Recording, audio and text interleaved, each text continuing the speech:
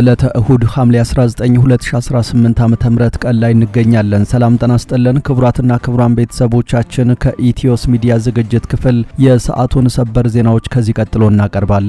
በቅድሚያም አርዕስተ ዜና። በአማራ ምድር ባገዛዙ ጦርና በፋኖ ኃይሎች መካከል የሚደረገው የፊት ለፊትና የጨበጣ ውጊያ ተጠናክሮ የቀጠለ ሲሆን በወለጋ ምድርም ትንቅንቁ ቀጥሏል። በወለጋ ቢዛሞ ቀጠናም የፋኖ አርበኞች በወሰዱት እርምጃ ያገዛዙን ሰራዊት መንገድ ሲመሩ የነበሩ በርካታ የዞን ከፍተኛ አመራሮች፣ የወረዳና የከተማ ካድሬዎች እንዲሁም ወታደሮች መደምሰሳቸው ታውቋል። በቀጠናው ያንሻ ሳይድዝ በከፈተው የተቀናጀ የማጥቃት እርምጃ መንገድ መሪ ካድሬዎችን ጨምሮ በርካታ ያገዛዙን ኃይል በመደምሰስ ድል መቀዳጀቱን ይፋ አድርጓል። በተመሳሳይ በወሎ ግንባርም ባገዛዙ ጦርና በፋኖ መካከል የሚደረገው ትንቅንቅ የቀጠለ ሲሆን አፋብን ወሎ ቤት አማራ ምኒልክ ዕዝ ባገዛዙ ጦር ላይ መብረቃዊ ጥቃት በመክፈት ድል ተጎናጽፌያለሁ ብሏል። ጀብደኛው ምኒልክ ዕዝ 106ኛ ኮር 22ኛ ክፍለ ጦርና የ303ኛ አሳምነው ኮር 81ኛ ክፍለ ጦር ጥምረት በመፍጠር ባገዛዙ ላይ በወሰዱት የማጥቃት እርምጃ ያገዛዙ ጦር ሙትና ቁስለኛ ሆኗል ነው የተባለው። ይህ በእንዲህ እንዳለ የአማራ ህብረት በሜልበርን አውስትራሊያ በጎጃምና ወሎ አካባቢዎች በንጹሃን ላይ የተፈጸመውን ጭፍጨፋ ያወገዘ መግለጫ አውጥቷል። በመግለጫውም የአብይ አህመድ አፓርታይዳዊ አገዛዝ ከሚያዚያ 2023 ጀምሮ ላለፉት 3 ዓመታት በአማራ ህዝብ ላይ ሰፊ ጦርነት ከፍቶ የዘር ማጥፋት ጭፍጨፋ ሲፈጽም ቆይቷል ብሏል። ዝርዝሩም እጃችን ገብቷል፣ ተሰሙታላችሁ።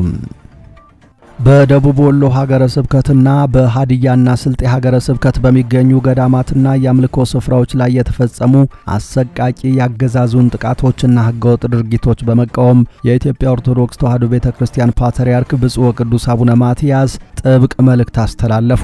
ቅዱስነታቸው ትናንት አመሻሽ ሐምሌ 18 በሰጡት መግለጫ እንደገለጹት ሐምሌ 15 2018 በደቡብ ወሎ ሀገረ ስብከት በቦረና ወረዳ በሚገኘው በጊዮን አባይ ገዳም አስቄጥስ ቅድስት አርሴማ አቡነ አረጋዊና ቅዱስ ቄርቆስ አባቶችና እናቶች አንድነት ገዳም ላይ በተፈጸመው ጥቃት የመናንያን መነኮሳት ሕይወት በግፍ መነጠቁን ይፋ አድርገዋል። ዝርዝር መግለጫና ማስጠንቀቂያም ሰጥተዋል። በዝርዝር እናሰማችኋለን።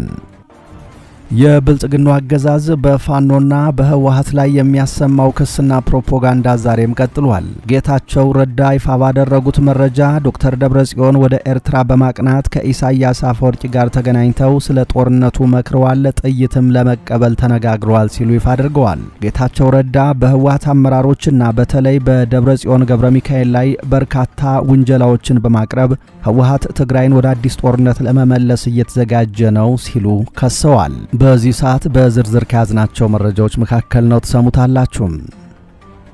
የጣሊያኑ ላቬሪታ ጋዜጣ በኤርትራ መንግስት ላይ የማያዳግም እርምጃ ይወሰድ ሲል ያቀረበው ጥሪ በሀገሪቱ ከፍተኛ ተቃውሞ ገጥሞታል።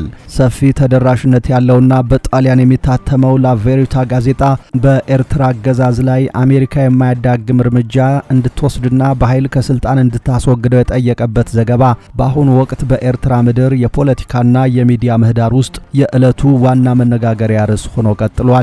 በዝርዝር መረጃውን ይዘናል። ክቡራትና ክቡራን ከኛ ጋር ከቆያችሁ እነዚህንና ሌሎችን መረጃዎች ቀጥለን በዝርዝርና በትንታኔ ወደ እናንተ እናደርሳለን። ኢትዮስ ሚዲያን ሰብስክራይብ ብታደርጉ በየቀኑ እንዲህ አይነት መረጃዎች በፍጥነት ይደርሷችኋል። አሁን በቀጥታ ወደ ዝርዝር መረጃው።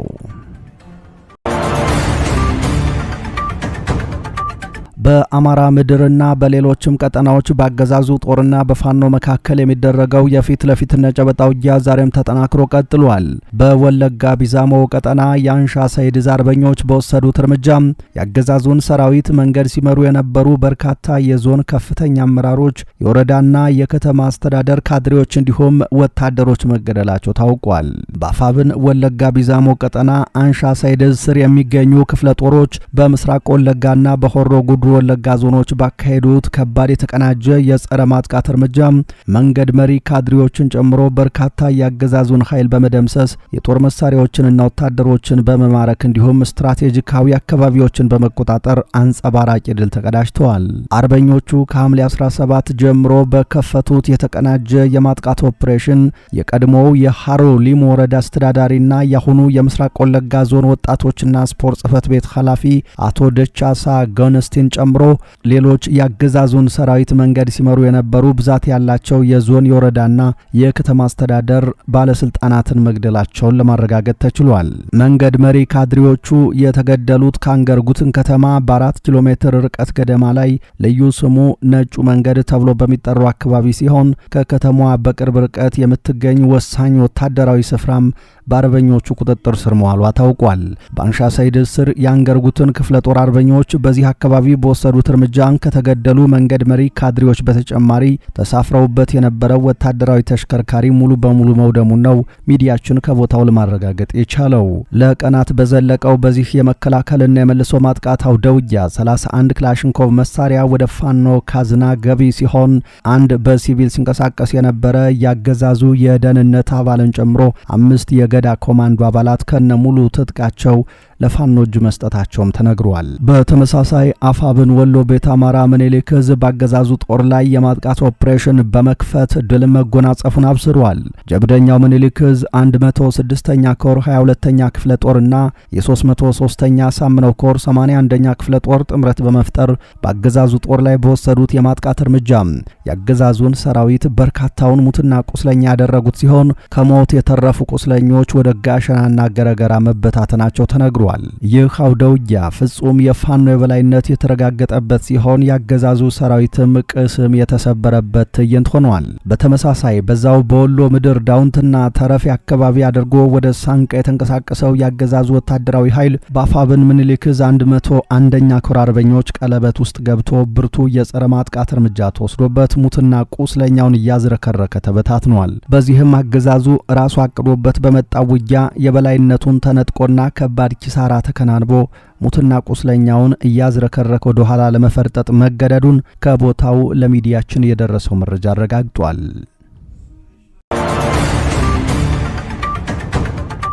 የአማራ ህብረት በሜልበርን አውስትራሊያ በአማራ ምድር በጎጃምና ወሎ አካባቢዎች በንጹሃን ላይ የደረሰውን የዘር ማጥፋት ጭፍጨፋ በማውገዝ መግለጫ አውጥቷል።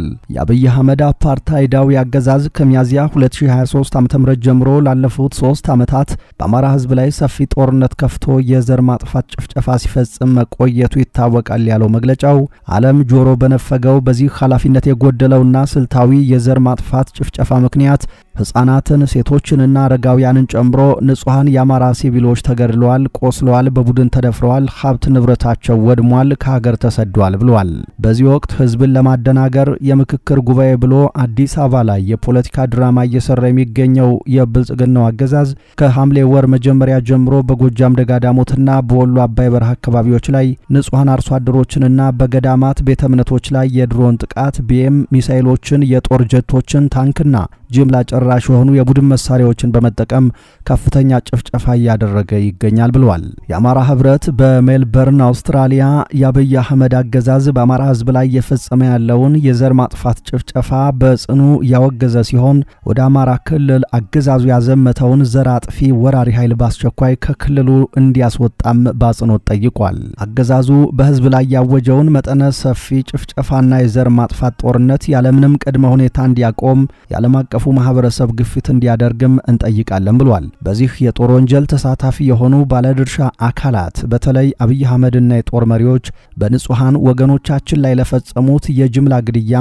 የቡድን አስገድዶ መድፈር፣ የሀብት ውድመትና ዓለም አቀፍ የሰብአዊ መብት ጥሰቶች የዓለም የፍትህ ተቋማት በጉዳዩ ላይ ጣልቃ ገብተው ፍትሐዊና ገለልተኛ የሆነ ምርመራ እንዲያደርጉም እርምጃም እንዲወስዱ በጥብቅ እናሳስባለን ብሏል። የአማራ ህብረት ሜልበርን በጦርነት ጊዜ ከጦርነቱ ጋር ግንኙነት የሌላቸው ንጹሃን ላይ በሚፈጸሙ ወንጀሎችና በሌሎች ከባድ የዓለም አቀፍ ህግ ጥሰቶች ተጠያቂ የሆኑ የጦር መሪዎች በተገቢው የህግ ሂደት ተጠያቂ መሆን አለባቸው ብለን እናምናለን ያለ ሲሆን በንጹሃን ሲቪሎች ላይ የሚደርሰውን ሰቆቃ በዝምታ መመልከትና እርምጃ አለመውሰድ የሰብአዊ ቀውሱን የበለጠ የሚያባብስ መሆኑንም ለማስገንዘብ እንወዳለን ብሏል። በመጨረሻም በዚህ ጦርነት ሰለባ የሆኑ ንጹሃን ወገኖቻችን ለደረሰባቸው ግፍና የዘር ማጥፋት ጭፍጨፋ የተሰማንን ጥልቅ ሐዘን በተሰበረ ልብ ሆነን እየገለጽን በአብይ አህመድ አገዛዝ ግፍና በደል እየተፈጸመበት ያለው የአማራ ህዝብ ሰላም፣ ደህንነት፣ ፍትህና መሰረታዊ ሰብአዊ መብቶቹ በዘላቂነት እንዲከበሩ እንጠይቃለን ብሏል።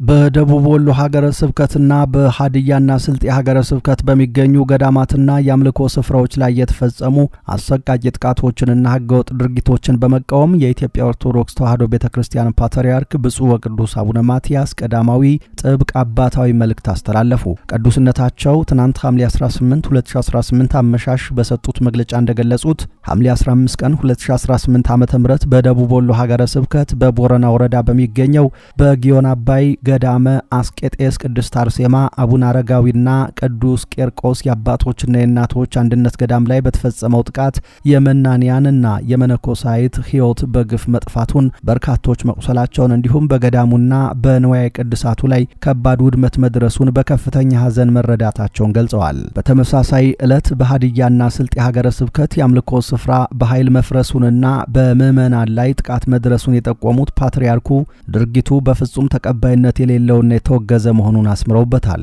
ዓለምንና ጊዜያዊ ጥቅምን ትተው በጾምና በጸሎት ስለ ሀገርና ስለ ሕዝብ ሰላም የሚተጉ ራሳቸውን ለመከላከልም ምንም አይነት ቁሳዊ ዝግጅት በሌላቸው መናንያን ላይ እጅን ማንሳት በእግዚአብሔር ዘንድ የተከለከለና በታሪክ ፊትም የሚያሳፍር ድርጊት መሆኑን ቅዱስነታቸው አብራርተዋል። የጸሎት የትምህርትና የመንፈሳዊ እሴት ማዕከል የሆኑትን ገዳማትና አድባራት ደህንነት ማስጠበቅ የሰው ልጅ ክብርን የሕግ የበላይነትንና የሀገር ሰላምን የማስጠበቅ ኃላፊነት ከተጣለባቸው የየደረጃው ባለስልጣናትና የሕግ አስከባሪ አካላት የሚጠበቅ መሆኑን ያሳሰቡት አቡነ ማትያስ አሰቃቂውን ጥቃት የፈጸሙ አካላት በአስቸኳይ ለፍትህ እንዲቀርቡ፣ ለሌሎች ገዳማት በቂ ጥበቃ እንዲደረግና ለተጎዱትም አስፈላጊው ድጋፍ እንዲደረግ አበክረው ጠይቀዋል። ሲያጠቃልሉም መላው ሕዝበ ክርስቲያንና ኢትዮጵያውያን የጥቃት ሰለባ ከሆኑት ወገኖቻችን ጎን በመቆም መንፈሳዊና ሰብአዊ ድጋፋቸውን እንዲያጠናክሩ አደራ ያሉት ፓትርያርኩ የሐምሌ 19 የሊቀ መላኩ ቅዱስ ገብርኤል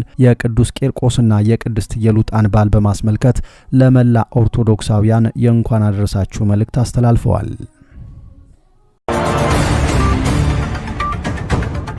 የብልጽግናው አገዛዝ በፋኖ በህወሓትና በኤርትራ ላይ የሚያሰማውን ክስ ዛሬም ቀጥሎበታል። ጌታቸው ረዳ ከሰዓታት በፊት ይፋ ባደረጉት መረጃ ዶክተር ደብረጽዮን ወደ ኤርትራ በማቅናት ከኢሳያስ አፈወርቂ ጋር ተገናኝተው ስለ ጦርነት መክረዋል በማለት ክስ አሰምተዋል።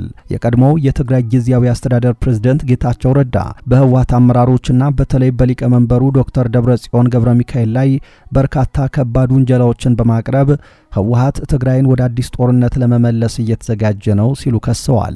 አቶ ጌታቸው እንደገለጹት የህወሓት አመራር ከውጭ ኃይሎች ጋር በመቀናጀት ወታደራዊ ትብብር ለመፍጠር እየሰራ ነው ያሉ ሲሆን በተለይ ዶክተር ደብረጽዮን ወደ ኤርትራ በማቅናት ከፕሬዝዳንት ኢሳያስ አፈወርቂ ጋር ተገናኝተው ለጦርነቱ ድጋፍ የጦር ቁሳቁስና ጥይት መጠየቃቸውን በመግለጽ ወንጅለዋል። በተጨማሪም የህወሓት አመራር የትግራይ ወጣቶችን ለአዲስ ጦርነት በማሰባሰብና በመመልመል ወደ ግንባር ለመላክ የተዘጋጀ መሆኑን ከሌሎች ታጣቂ ቡድኖች ጋርም ለጋራ እንቅስቃሴ ስምምነት ለመፍጠር ድርድር እያካሄደ ነው ሲሉ ክስ አሰምተዋል። ሰሞኑን የህወሓት አመራሮች ይህንን አገዛዝ ለአንዴና ለመጨረሻ ጊዜ ለማስወገድ የቅርብ ወዳጆች አሉን በማለት መናገራቸው 4 ኪሎ እንገባለን የሚል የንግግር ይዘት መናገራቸው ለስልጣን ያላቸውን ፍላጎት ያሳያል ሲሉም ጌታቸው ረዳ ይፋ አድርገዋል። ጌታቸው በ2014 ዓ.ም በተደረገ የጦር ኮማንድ ፖስት ስብሰባ ላይ የተሳተፉ መሆናቸውን በመግለጽ በወቅቱ የነበረው የጥይት እጥረትና የውጊያ ዕቅድ ላይ የተሰጡ ውሳኔዎች ከወታደራዊ እውነታ የራቁና በተሳሳተ ግምት ላይ የተመሰረቱ ነበሩ ሲሉም ተናግረዋል።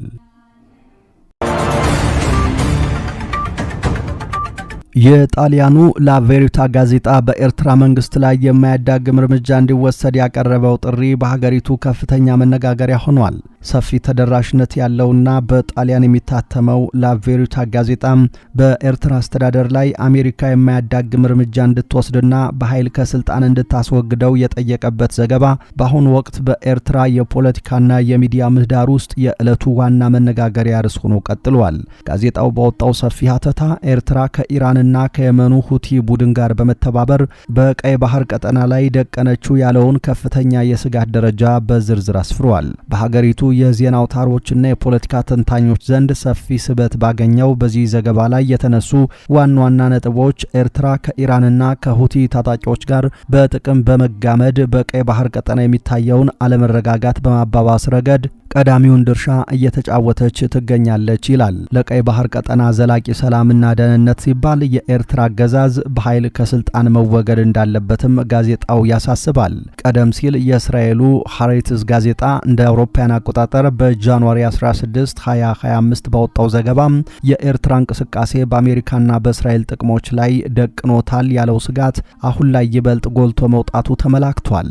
በሀገሪቱ ውስጥ ከፍተኛ አጀንዳ የሆነው ይህ የጣሊያኑ ጋዜጣ ዘገባ በቀይ ባህር ቀጠና የሚታየውን የኃይል ሚዛን የወደፊት የጂኦፖለቲካ እንቅስቃሴ በተመለከተ አዳዲስ የውይይት አቅጣጫዎችን ከፍቷል። ክቡራትና ክቡራን ቤተሰቦቻችን ከኢትዮስ ሚዲያ ዝግጅት ክፍል ለዚህ ሰዓት ያዝናቸው አዳዲስ መረጃዎች እነዚህ ነበሩ። ከቆይታ በኋላ በሌሎች አዳዲስ መረጃዎች ድጋሜ እናገኛችኋለን። እስከዛው በያላችሁበት ሰላም ጊዜ ተመኘን።